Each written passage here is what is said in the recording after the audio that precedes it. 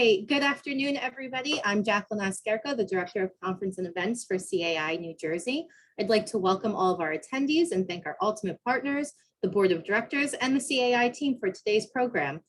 Just a note, we have our final Wednesday webinar of the year on September 1st, featuring Wilkin Gutton Plan and GAF. I'm going to turn it over to Robin to chat with you a little bit about membership. Thanks, Jack. My name is Robin Sargent, Membership Manager for the chapter. I just want to do my friendly reminder to ensure you that your membership does not lapse. So if you are coming up on your renewal date, please renew so you can take advantage of all the benefits that we have to offer. If your community or the community you manage is not yet a member, please reach out to me directly and I'll make sure that your boards are updated and we make those adjustments and changes as your boards change. And as well as we can always add you to our current roster as we have that 3 to 15 unlimited board member membership. So we have a lot of exciting things coming up for the rest of this summer and for fall. Register, I know Jackie just mentioned our final Wednesday webinar on September 1st, featuring GAF on roofing and shingles and Wilkin and Gutton Plan on what to expect from your auditor.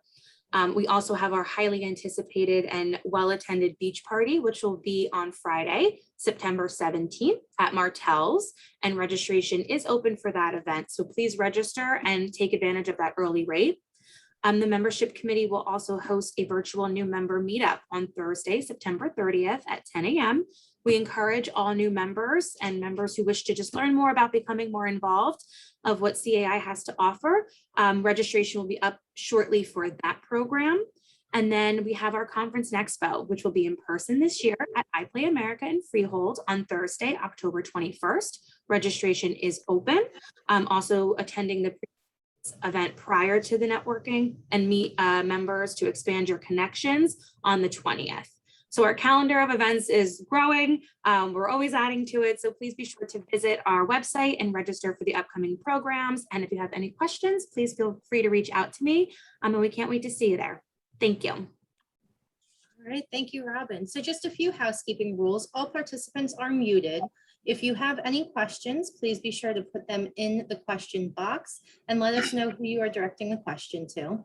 Also, if you need a certificate for manager credits, you can email Jennifer, JENNIFER @CAI-NJ.org. And just a note, you must be in attendance for the entire presentation to qualify for a certificate. So we're going to turn it over to our presenters. First up is Jordan Beam. He is with D.W. Smith, PS&S. Jordan is a project manager, construction inspector in the Community Association Department with over 35 years of experience in construction and construction management, property management, and engineering services. His background includes project management for both residential and commercial construction projects through the Northeast.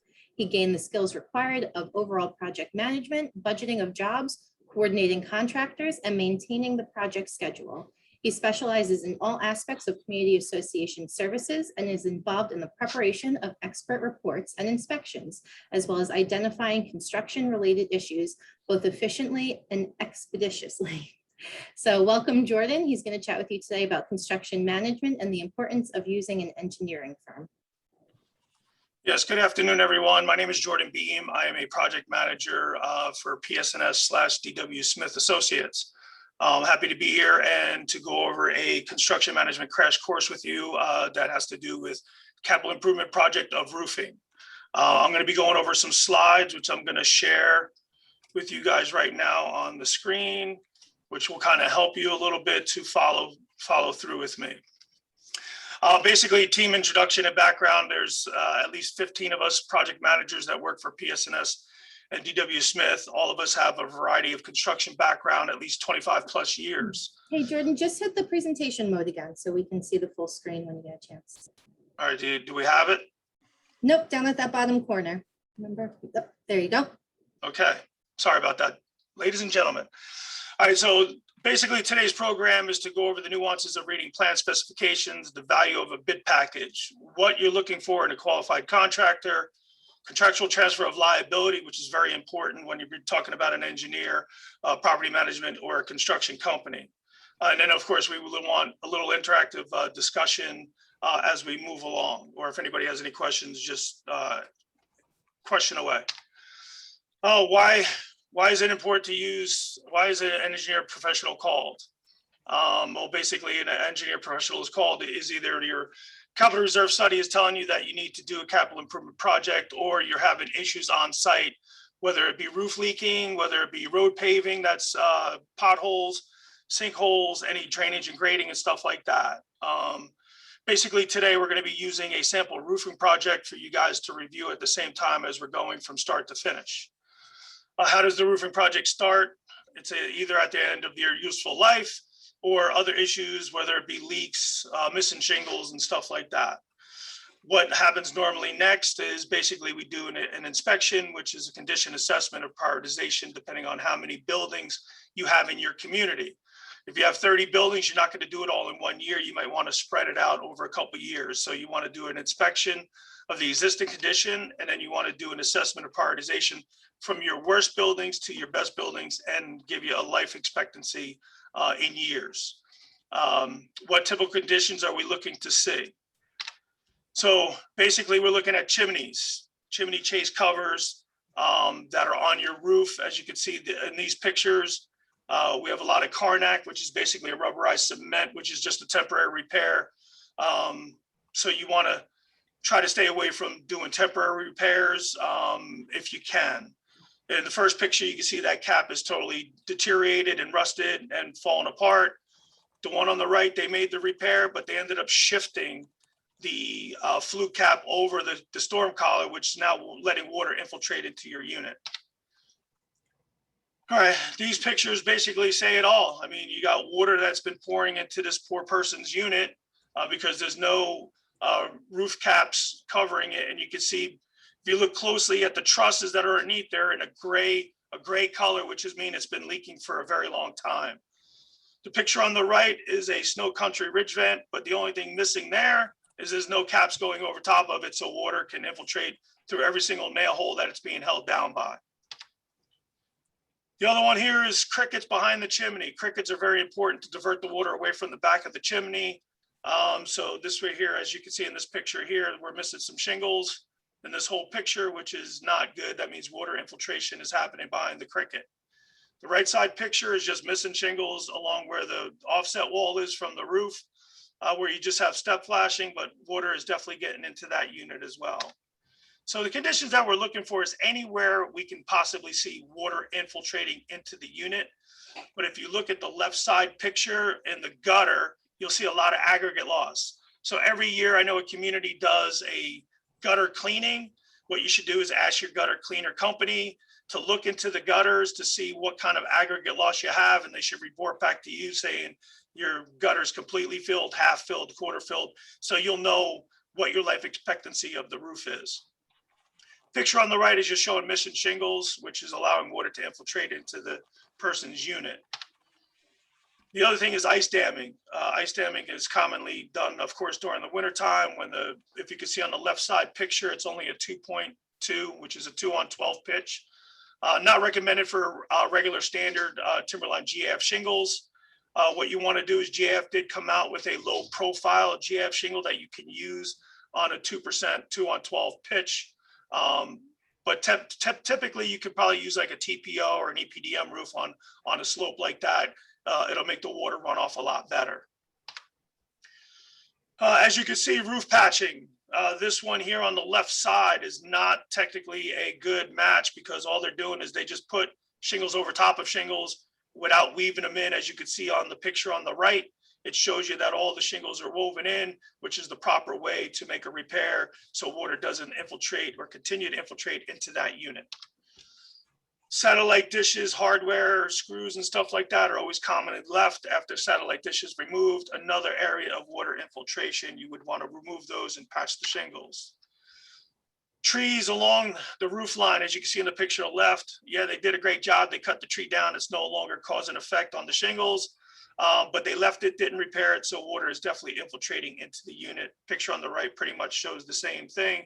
You'd like to cut all your foliage, all your trees and branches away from the building so it doesn't cause that problem. Okay, so as you can see, when we did this walk-on inspection, we found exactly what needed to be done and what's wrong with it. So once the inspection is complete, we have the basis of preparing a drawing specification. Drawing specification is a standard to be followed by all contractors selected to perform the work, which basically means means and methods on how to do it and what material to be used. A drawing detailed to show exact replacement of the repair to be performed and what materials, as I just said, and to obtain the appropriate warranty. Review of a sample of drawing specifications is basically on the left-hand side of this is basically summary of work. So you want basically everything in there that you can think of that's going to be as far as means and methods on how you're going to do the work. In the middle is basically a vicinity map. It's basically based on an aerial. It's not a surveyed or anything like that. It's just an aerial picture of your community from up above. Then you have your general notes, which is on the right-hand side. It gives you the name of the community, a bunch of the legal stuff that you would need in order to be covered, I guess. And then you have in your lower right-hand corner. I'm sorry. All right. Lower right-hand corner is just basically the name of the community, the engineering that you're going to be used, and whoever is the engineer who's going to be signing off on the plans. In the lower middle is basically the material list, that all the materials that you're going to be required the contractor to bid on and use on the site. This picture pretty much shows different style buildings within your community, and all these numbers that are on the screen that you see on this building are basically areas of construction details that you're going to see in the following pictures that the contractor has to follow and maintain, which is also important why you should have an engineer of your choice to oversee the project to make sure that they're doing it in conformance with the bid package and the plan specifications.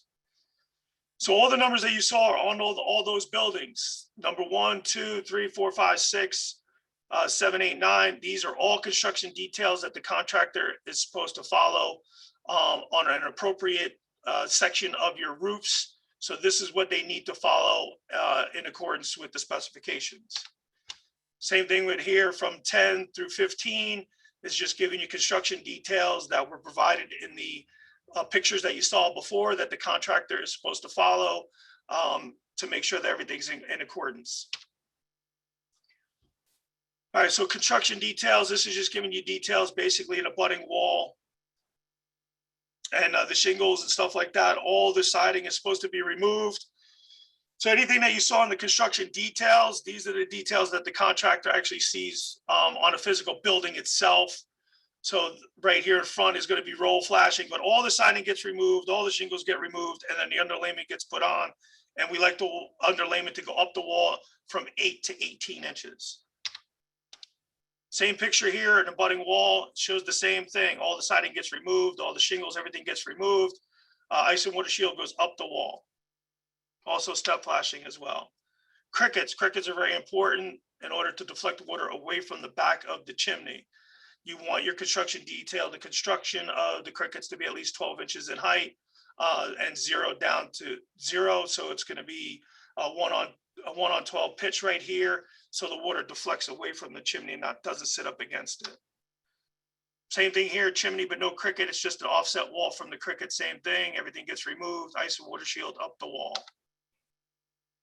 Soffits and eaves, and you want to make sure that you have a fully vented soffit.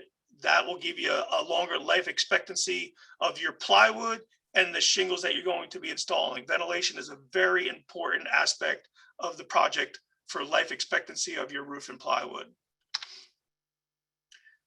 Construction detail is basically a ridge, no country ridge vents. This is the proper way to install it.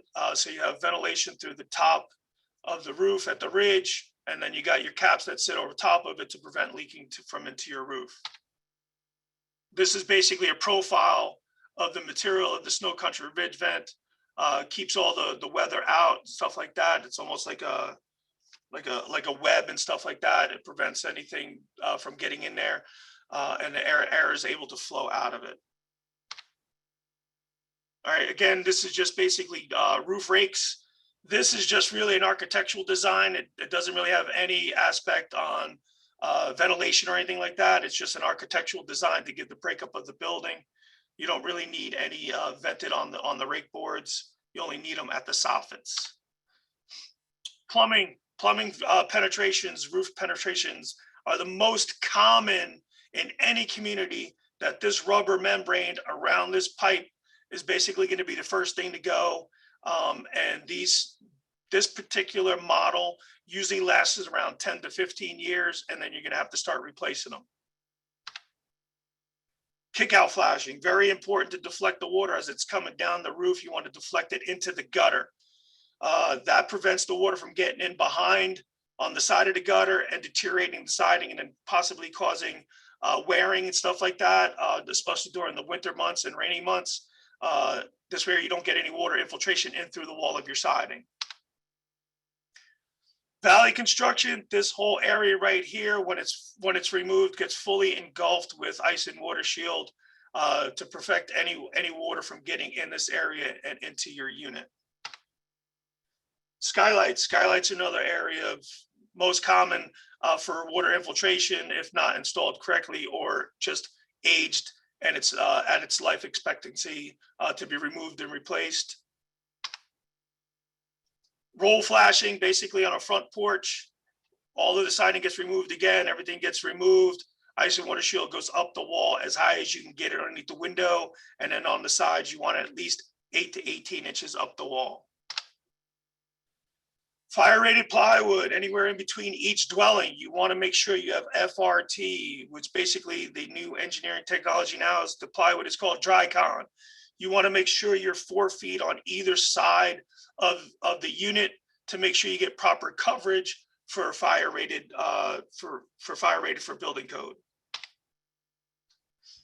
Basically, your ice and water shield along the bottom, which you're flashing, your roll of stuff flashing gets put along the wall where your ice and water shield.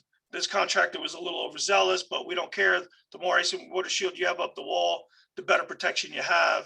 Ice and water shield around all penetrations, the skylights, and then you have your paper, which goes over it, and that's a fully protected roof. Okay, bid package will be prepared for contractors' responses. Basically, the set of drawings, the bid package and everything, means, methods, materials goes out to vetted contractors that are on your contractor bid list. It includes pricing, typical options to avoid any possible inflated cost of construction, because unforeseen conditions would be plywood, bathroom vents, dryer vents and stuff like that that have to get penetrated through the roof. You don't really know, so we put a contingency in for that. So it's called option bid pricing. So there's no hidden cost, there's no haggling when you're out there on the job site with the contractor. It allows every contractor to bid apples to apples. So there's no means and methods from individual contractors. They're bidding exactly what we want them to do. Okay, so once the bids are in, the Excel spreadsheet is basically produced. Everything that you see on the Excel spreadsheet is verbatim what's in the bid package. This just makes it easier reading for the property managers and the boards to read. It has everything in there, and it goes from the contractor's name, and the bids go from the highest to lowest to the highest, and then the board gets to decide on who they want to interview to do their capital improvement project. Things think it's expensive hiring a good roofer, try hiring a bad one. Okay, well, looking at this picture here, they hired a bad one because that's not how you shingle the roof. And that's actually a real picture. Process of qualifying a contractor, part of the bid package, years in business, certified installer, community association experience, referrals, service area where they're going to be either PA, New Jersey, Delaware, and stuff like that. And if they're going to use subcontractors.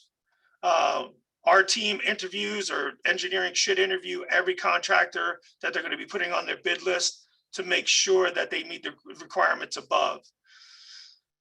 Challenges, risks associated by using an unqualified contractor. Well, the board member, might have an Uncle Joe and stuff like that, but hiring Uncle Joe just means that he's not any master elite installer.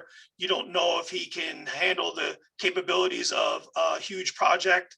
and you want to make sure that he has the capital to actually sustain doing the project.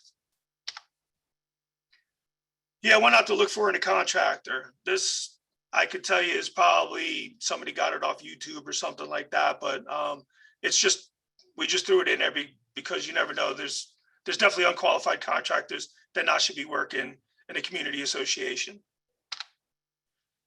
Contractual transfer of liability. When you enter a contract, that will transfer the community association's legal responsibility for any loss. So basically, whoever does the bid package, whatever engineering firm does the bid package or the specifications, they are held 100% liable. So it makes the homeowner association, community association, condo association held harmless.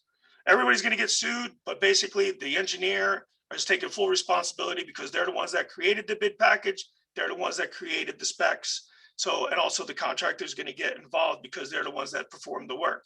That's why it's also important to have an engineer on site overseeing the project. So it says right here, like I just said, the preparer of the specification documents is liable for the methods and repairs prescribed, whether it's the property manager, the contractor, or the professional consultant.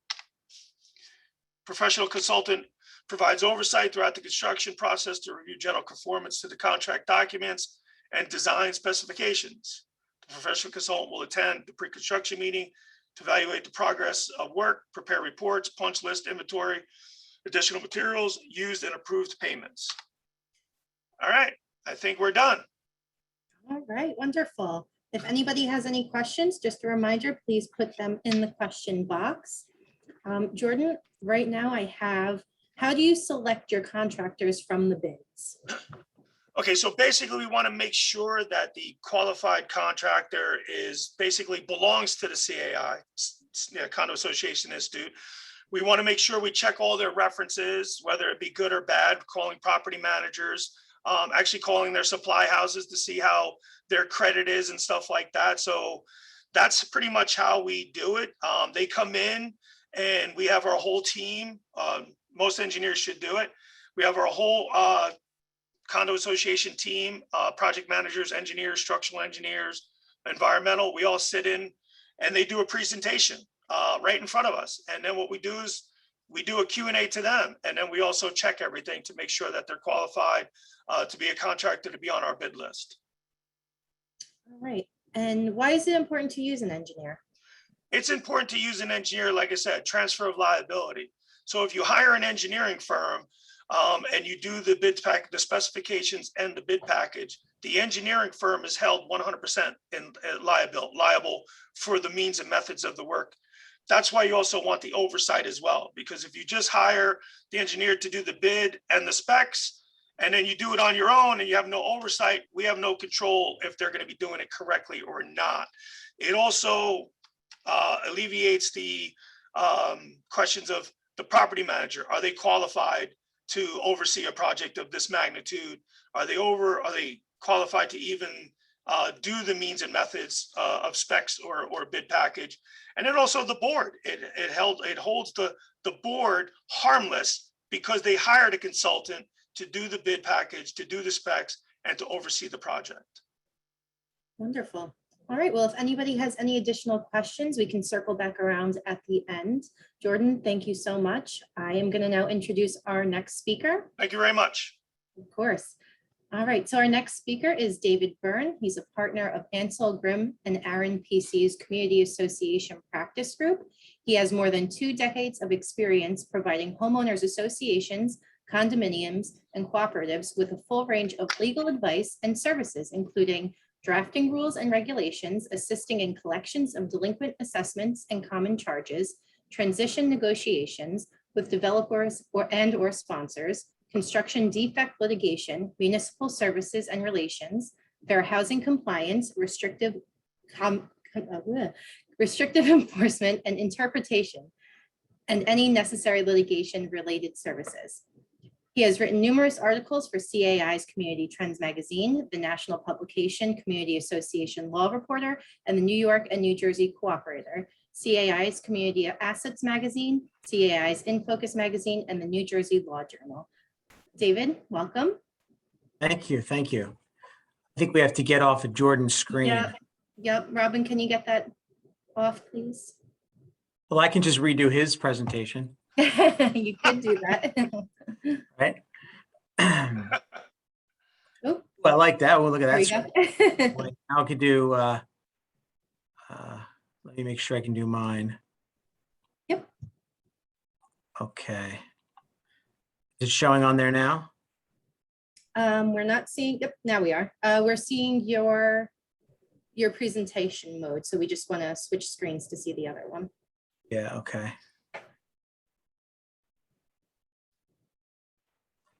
I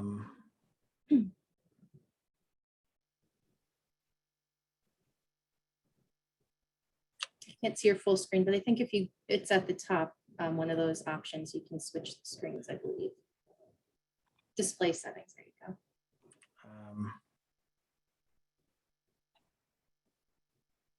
I have to move it, I guess.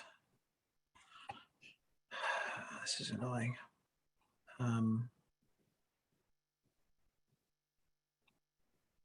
Let's try it this way.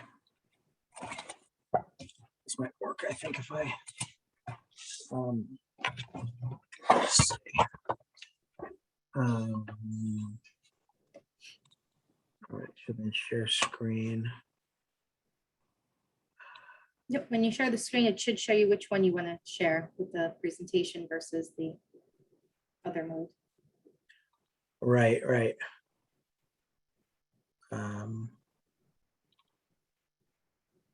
Same problem? There we Or, go. We got it, perfect. oh, works good? Okay. All right, so they can see the screen. Okay, great. So, all right, hi, everybody. Sorry about that confusion. Let's see if I can get this, make sure I can get this to work. Okay, there we go. Let's go back.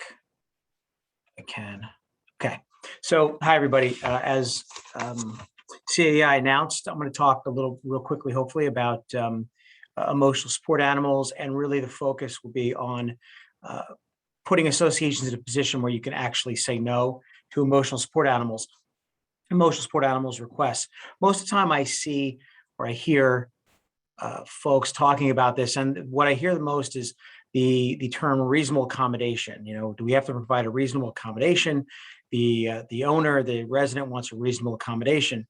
And what I often or try to say is that that's really the question or the term that you should be focusing on last, because when you get to that point, your association's probably already behind its ability to being able to deny the request. So really, there are two aspects, at least in New Jersey, of this. The first is the Fair Housing Act, which I'm sure most of you or many of you know is the federal law. And it focuses, at least what we're talking about here with emotional support animals, it focuses on mental impairment. Now, not everyone gets to enjoy the protection of the statute, okay, of this law. In order to have a mental impairment, in order to be disabled for the purpose of this law, you have to have some impairment that substantially limits one or more of your major life activities. And we'll talk about how that relates to diagnosable mental conditions when I get to sort of later on in the presentation. Major life activities, eating, walking, sleeping, working, talking, those are your major life activities. They're specifically laid out in the law. And in order to be disabled for the purpose of this statute, you have to have an impairment that substantially limits your ability to do one of those things: walk, talk, eat, sleep, work, those types of things. And once you get to that point, the resident then has to prove or has to establish that there's a direct linkage between the animal and the mental impairment. But for this particular animal, you will suffer, you will be unable to enjoy the equal use of your unit. That's the focus. There has to be a specific direct connection. And the focus has to be on whether or not the animal ameliorates your symptoms, whether it has any effect on the actual mental condition, and whether it provides an equal opportunity to use and enjoy the dwelling. It's very difficult, in fact, as we'll talk about in a second, to establish that. And that's one of the ways that an association can be successful in this regard. Now, in New Jersey, we have the law against discrimination, which covers many, many different things. It's far more broad in a variety of areas than the United States Fair Housing Act, but for our purposes, it's relatively the same. And when I say our purposes, I mean the disabled. And the issue is still the same with mental impairment. This test is even more, I think, difficult for a resident to satisfy. In order for a resident to be disabled for the purpose of the New Jersey law against discrimination, the person's going to have to prove that the impairment, the mental impairment, prevents, okay, not limits, but prevents the normal exercise of any mental function. So that is the same type of thing: thinking, moving, speaking, anything that connects with your ability that you use your mental capacities for, understanding something, speaking, moving, thinking, those types of things. The mental impairment has to prevent one of those things. All right, and those are the mental functions that are relevant. A necessary link in the but-for is just like I talked about before. You have the resident would have to prove that there's specific direct connection between the animal that's desired and the amelioration of the symptoms or the effects of the mental impairment. And one last thing about this is Americans with Disabilities Act is generally of little significance to almost no significance. And that's, I think, a mistake that or a misnomer that's out there often when you hear residents come and they ask about, well, the ADA says I can have this, or the ADA requires you to do this. It's not correct. The ADA is about employment. It's about public accommodations. Now, if you're an association with employees, and may be different, but when you're simply talking about residents and alleged disabilities, the ADA is not relevant. So let's talk about some keys to success in order to be successful in dealing with emotional support animal requests. Of course, to the extent you consider successful being the ability to not allow the dog.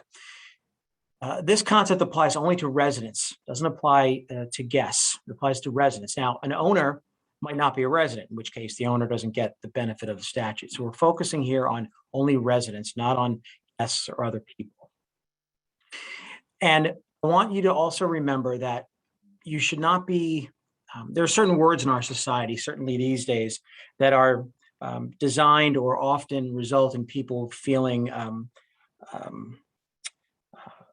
at a loss or unable to sort of respond back. They're supposed to the words are supposed to be used to make a person skeptical of his or her position. And discrimination is one of those words. And I think it's important to remember that discrimination is not necessarily something that's improper. In fact, we discriminate against people and against things all day, all night for our entire lives. We discriminate against one car when we buy a car that's different. That's discrimination. It's only certain types of discrimination that are illegal. So don't necessarily react with fear when someone throws the discrimination word at you, because discrimination in and of itself is not necessarily a bad thing. Number 3, another word I think to try to avoid allowing yourself to recoil back in fear is entitled. All right, no one is entitled to anything. No one is entitled to an animal, although not particularly relevant to this particular presentations. No one's entitled to a parking space. No one's entitled to anything. And don't let anyone sort of use that word as if they're somehow presupposing they have a right to something. I think it's also important for everyone to remember that despite what a resident may say or someone else may say or what you read on the internet, there's no such thing as an official registration or approval or license or anything that you can get on the internet about your emotional support or comfort animal. These are of no legal significance. They are potentially useful for the resident to convince people who might not be as educated as they should be about the situation, but there's no such thing as an official registration or a license. And one last thing is there's no written policy requirement. All right. And this comes up a lot if any of you have been faced with an official government, typically a New Jersey Civil Rights Division investigation or the like. They tend to demand a copy of your written disability policy or your written emotional support animal policy. The law does not require anything to be written. The law simply requires an association to do certain things in the event someone is legally disabled. In fact, my position has been, and I've been successful with both judges and with investigators from New Jersey, my position is the statute itself is the written policy. I don't need to write, my client or the association doesn't need to write anything else. The statute says what needs to happen and nothing else is required. And I think that's important to remember too. Now, these are some more specific things which I find people are particularly interested in. The note or the letter of a psychologist or a psychiatrist is really not the end all and be all of this process, all right? Just because you get a note from a psychiatrist or a psychologist doesn't mean that your community is obligated to do something. And there are a couple of different reasons why. In fact, the notes and the letters that you get or you might get from a psychologist or a psychiatrist are actually highly suspect. And there are many reasons why, but two of the main reasons why is a term, one of the terms is malingering, which is, I think, an interesting term that professionals use when they address these issues. And malingering is meant to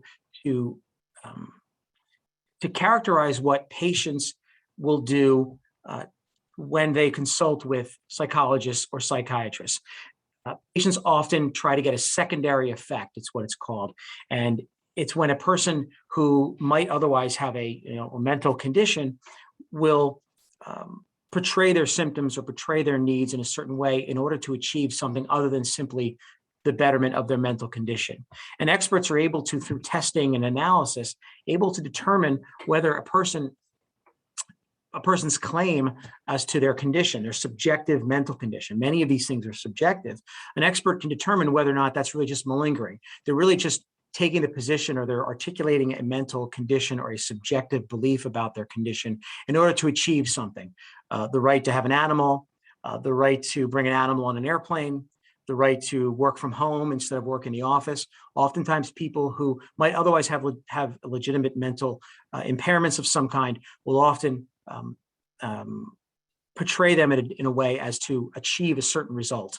That's called malingering, and that's what makes a lot of these issues problematic for the resident and potentially successful for the associations, because as opposed to the physical impairments, the mental impairments are very subjective. A lot of them, if not all of them, are really not immediately noticeable. And as opposed to someone being blind, for instance, a lot of the mental impairments are dependent simply upon a person's own subjective view of himself or herself. And the last aspect of this and why a therapist or a psychologist or a psychiatrist note might not be as valuable as the resident thinks it should be is especially in the scenario of a psychologist. Psychologists are there, and this is all from sort of experts and from the way these disputes play out in court or when they proceed along the road. Psychologists are there to provide support to a patient, to be a champion, to be someone that can take in information, someone to whom the patient feels he or she can say anything about their life and they can be completely open. And the process is designed to make people feel comfortable with the openness of anything that goes on in their life. And that's supposed to be, and I think probably is a good thing, all right? And that's why it's privileged and that sort of thing. Well, that sets up a dynamic, as experts will tell you, that the psychologist is often not very skeptical of a patient. So if a patient says, you know what, doc, I think a dog would really be helpful to me in my current situation. Psychologist is generally not likely to say, well, I disagree with that. I don't think you need a dog at all. The psychologist is likely to be supportive of that request and say things like, really, why do you think you need a dog? Or give me some examples of other people you may have experienced with animals that have helped in this situation. They generally don't provide a sort of a forensic analysis of whether or not you in fact do need a dog, because they're afraid that psychologists will be afraid that if they push back and tell their patient something the patient doesn't want to hear, i.e., you know what, I don't think you need a dog, the patient will find another psychologist. And this is very important. experts will tell you that maybe 35% to 40% of Americans have what's called a diagnosable mental disorder. All right. And some experts I've talked to say percentage is even higher. Diagnosable mental disorders are not the same thing as being legally disabled. One can have a diagnosable mental disorder and not be legally disabled. And there's a very good reason for a distinction. Many folks are anxious. Many folks have diagnosed anxiety. They have diagnosed sleep apnea. They have diagnosed depression.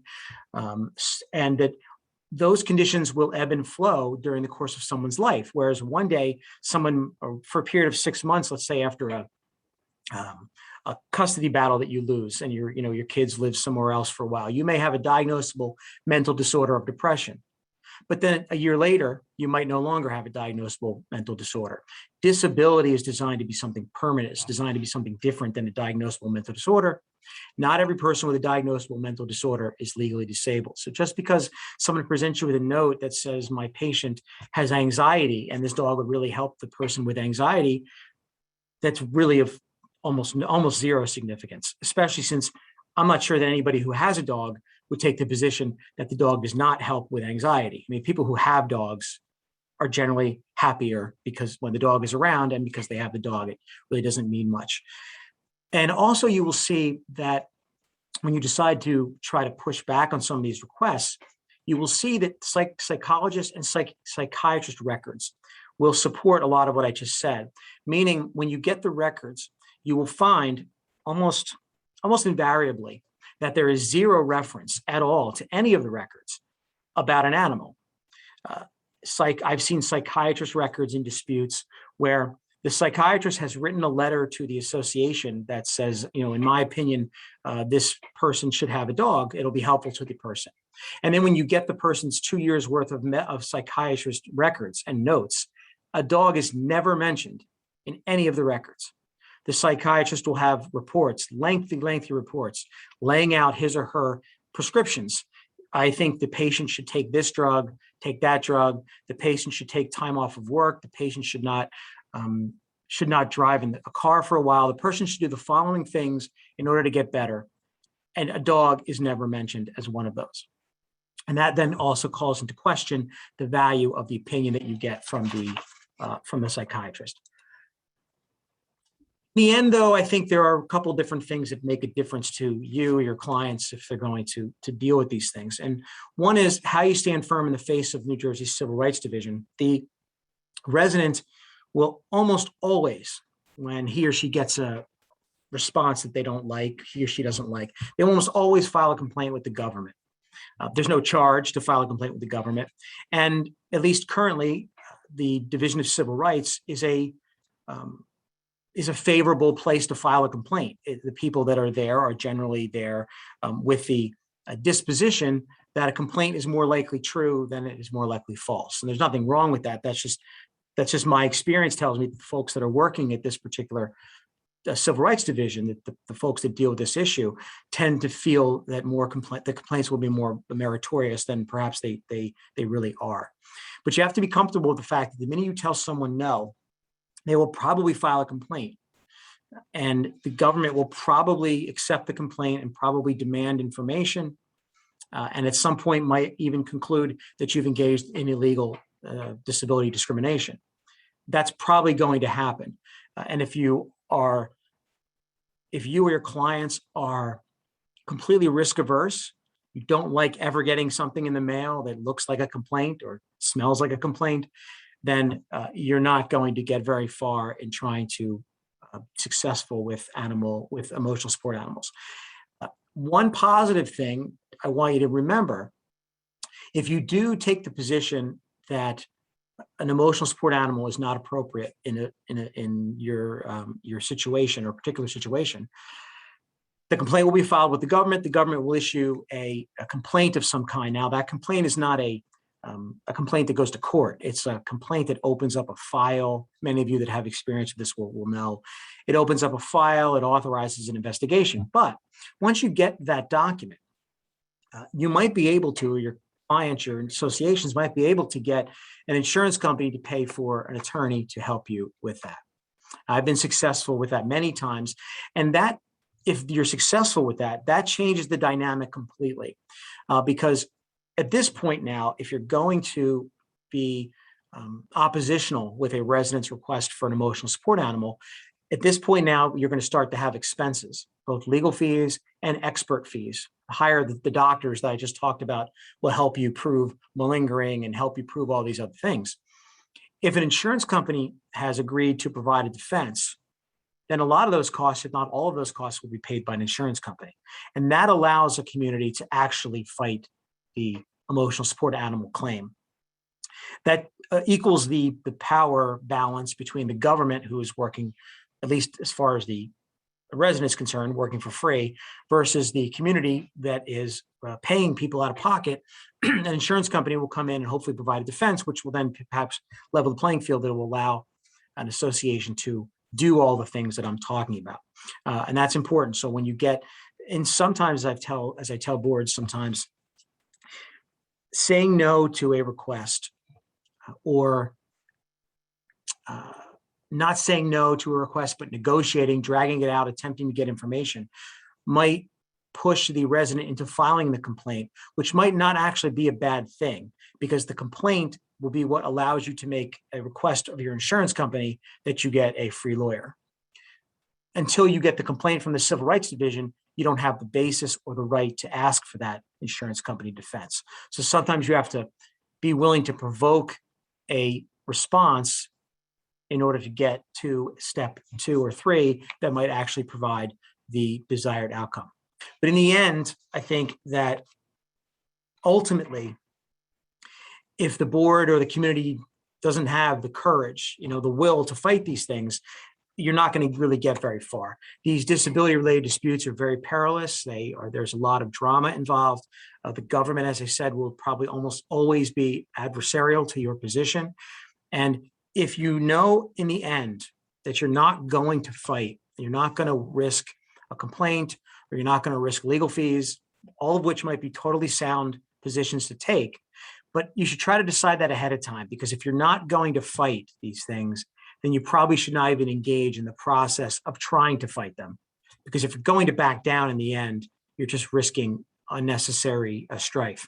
If you do want to take a position, you do want to push back and try to be successful with emotional support animals, there is definitely a way to do it, as long as you're confident that you can stay the course and go through the strategies. So with that, I guess it's question time, right? If there are any questions. Yes, so we do have a few questions for you. Okay.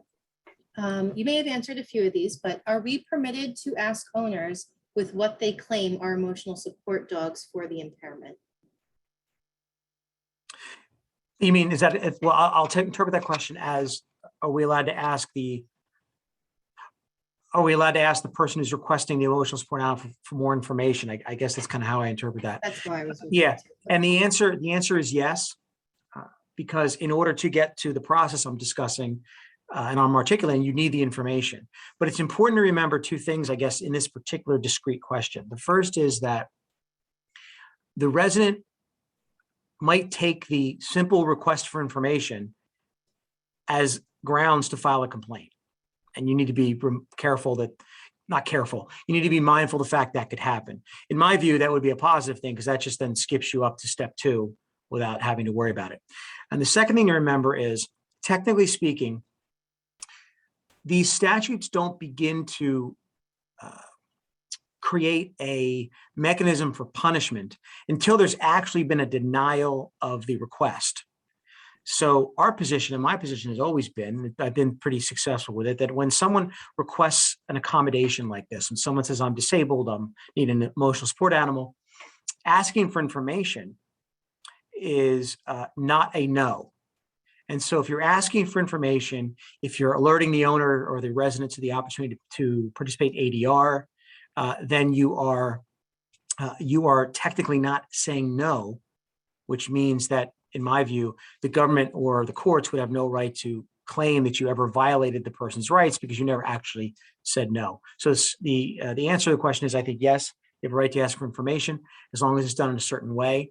And as long as you're planning on, again, if you're going to ask for information, but you're ultimately going to back down, I don't know why you'd ask for information. That's why I think at the beginning, you really have to decide what your plan is going to be. If you're going to back down in the end because you don't want to risk a lawsuit or legal fees, asking information is just a total waste of time. You ought to just get the letter, whatever they give you from a doctor, and you ought to, a therapist, and you ought to just put it in the file and say, fine. All right. Do self-trained dogs have legal status and protections? Interesting. The self-trained dog is generally a concept or a characterization that applies more to what people are familiar with as service animals, animals that provide a function. They lick your hand when it's time to take your medicine. They help a blind person, walk across the street. They bark when a blind person doesn't know that there's someone in the unit. They alert you to the fact that there's a potential fire, or they provide some service. Those are animals that are trained. They are generally connected with physical disabilities and would not really be applicable to what I'm talking about. In fact, to the extent someone can identify a physical disability, it's almost always the case that they're entitled to an accommodation. It's pretty rare when a physical disability can be overlooked for accommodation purposes. And I think that's probably for a simple reason that I think most people are generally receptive to people that have disabilities. People are generally empathetic and don't like to see a war veteran who's missing legs. And if the guy needs an animal to help him walk, or a war veteran who is blind and the person needs a dog to help him move around the unit, I think we're all pretty much open to that as being something we'd want to support, even if the guy didn't even ask us to support it. But the mental impairments, the emotional types of things, they're not immediately evident, and therefore they make us be both empathetic on the one hand, but also skeptical, because they can so easily be false. All right. Can we ask that the owner comply with city registration and or proof of vaccinations? I assume vaccination means not COVID vaccination, right? So at least we don't have to worry about that yet, right? So yes, I think the answer is yes. Certainly, if you're talking about vaccinations and licenses and those types of things, to me, that means that the board has already entered into the reasonable accommodation world. The board has already agreed to the fact that the dog is going to be allowed to stay. And therefore, you're negotiating simply on the terms of the stay. And if the owner or the resident wants to, wants the dog, and the board's pretty much given up and is going to allow it, and it wants to say, well, the dog has to, have to give us proof that it's got a license and it's got its shots, as they say for animals, that's totally acceptable. And if a resident then decided to say no to that, the resident would probably be in violation of the concept. Remember too that that the service animal concept too is also limited to residents. All of these things are connected to residents only. They're not connected to guests or vendors. The difference might be if the guest or the non-resident is himself or herself a medical person. So it'd be like double hearsay. It'd be like a person with a physical disability needs a nurse to come help him or her live, and that nurse needs a dog to come. That might be different. But for the most part, we're talking about simply residents and not anyone else. How, if at all, does ADR fit into this? A good question. The ADR is something that is useful in two ways. First, it's statutorily required whenever there's a dispute. I've used it for clients with disability related issues.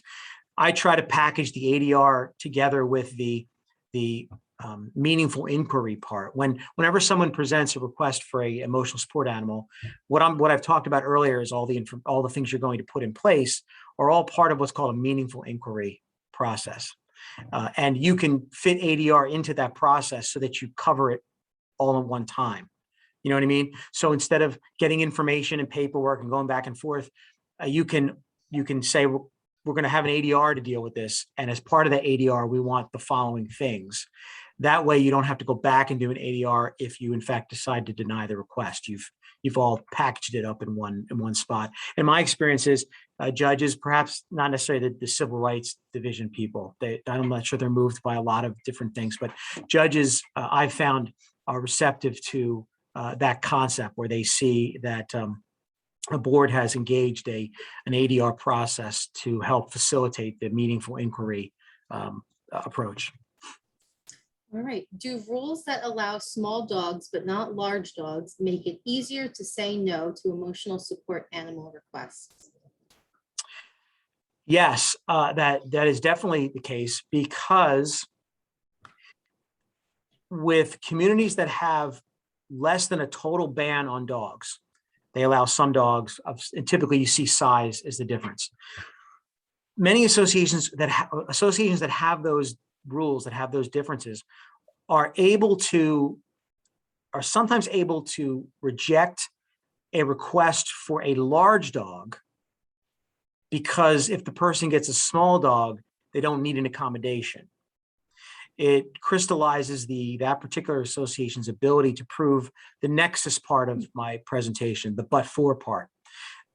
That resident would not only have to prove that a dog itself is directly related or directly necessary for his or her mental impairment, they would have to prove that a heavy dog is directly connected to helping the mental impairment. Because it's possible that you can find many experts. The association can very easily hire a doctor who would say, you know what, this person really would be helped by an animal. This person's mental impairment would really be directly ameliorated by a dog. But you know what? The dog only needs to be 25 pounds. It doesn't need to be 75 pounds.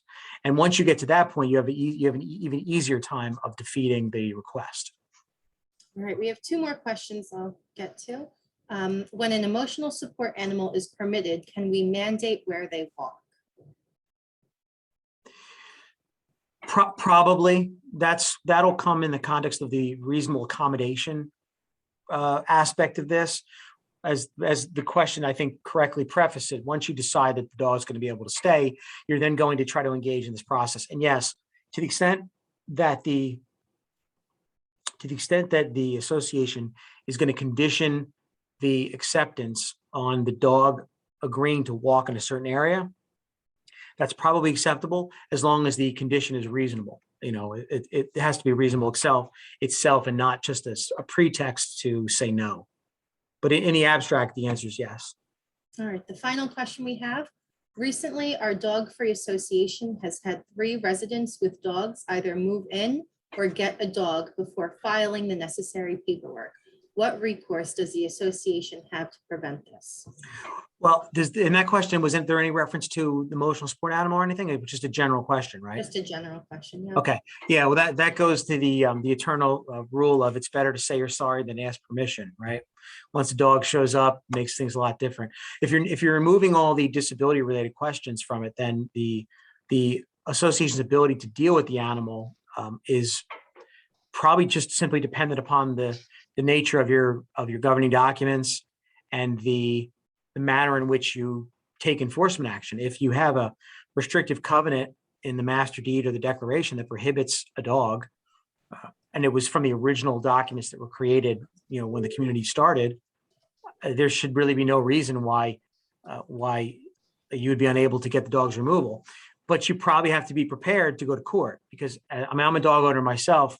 I can tell you that if I had a dog, if I lived in a condominium and someone tried to have me take my dog away, they probably would have to go to court. It probably would be a fight.